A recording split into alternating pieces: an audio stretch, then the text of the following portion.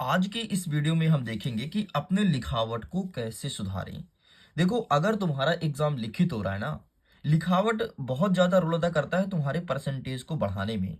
अगर तुमने गंदी राइटिंग में कॉपी को लिखी है, तो डेफिनेटली तुम्हारे परसेंटेज में गिरावट देखने को मिलेगा। देखो क्या होता है, जब कोई शिक्षक किसी बच्चे की कॉपी को उठाता है, उसकी हैंड राइटिंग बहुत अच्छी होती है, बहुत अच्छे तरीके से लिखा होता है, सीक्वेंस में लिखा होता है, भाई ऑटोमेटिक शिक्षक खुश होकर नंबर देता है। और अगर तुम्हारी लिखावट बहुत गंदी है, तुम बहुत ही ज्यादा इंटेलिजेंट क्यों ना हो, तुम्हारे नंबर कहीं ना कहीं काट ही दिए जाते हैं। अब देखो, मैं स्वयं का अनुभव बता रहा हूं। मैं स्वयं एक शिक्षक हूं। जब मैं बच्चों की कॉपी को जांचता हूं ना, जिस बच्चे की कॉपी हमें बहुत ज्यादा अच्छी लगती है, मैं उसको ऑटोमेटिक अच्छे नंबर दे जाता हूं।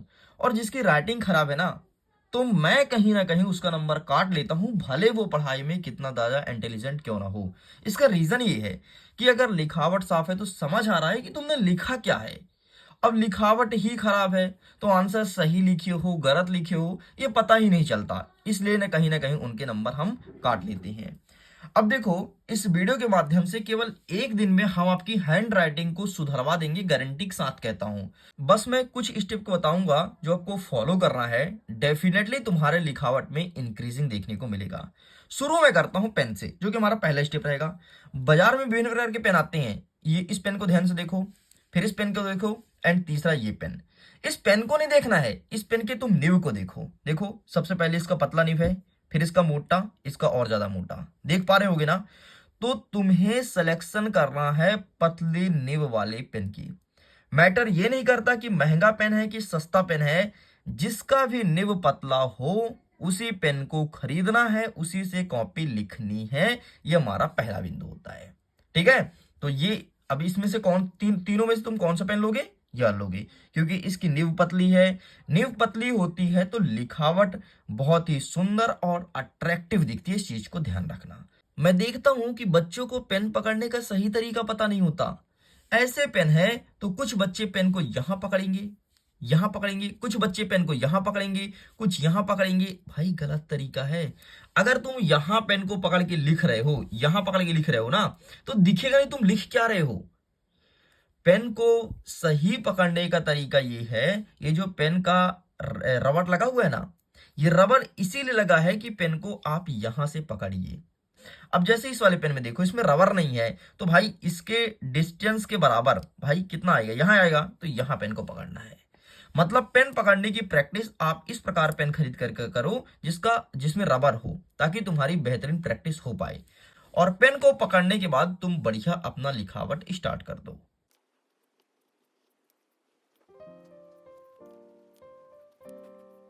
अब तुमने हमारे लिखावट को देखा। देखो, यहां पर जितने भी शब्द मैं लिखा हूं ना, सारे शब्द बराबर हैं।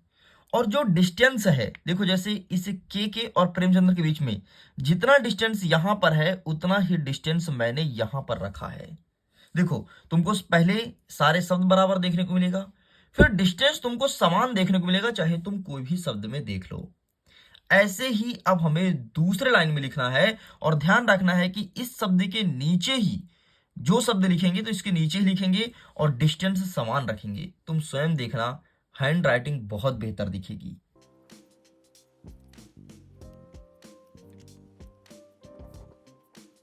अब देखिए, नीचे जो मैं वाक्य लिखा हूं, आप देख पा रहे होंगे कि ऊपर वाले वाक्य से लगभग समान डिस्टेंस और शब्दों की जो आकार है वो भी समान है। देखो ना, जैसे मैं प्रेमचंद्र लिखा हूं, ठीक उसी के नीचे आत्मकथा लिखा हूं।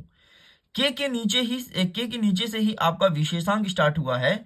और डिस्टेंस का लेवल देखो, यहां पर, यहां से लेके यहां तक जितना डिस्टेंस है उतना ही डिस्टेंस यहां पर रखा हूं। डिस्टेंस ना तो ज्यादा है ना तो कम है। अगर तुम इसका प्रैक्टिस 10 दिन तक कर लेते हो, डेफिनेटली तुम्हारी हैंडराइटिंग बहुत अच्छी हो जाएगी और तुम भी एक बेहतर स्टूडेंट्स बन पाओगे।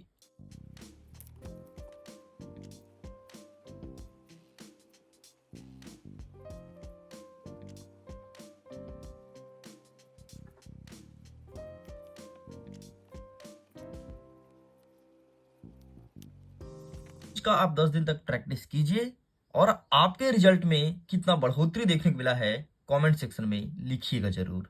Thanks for watching.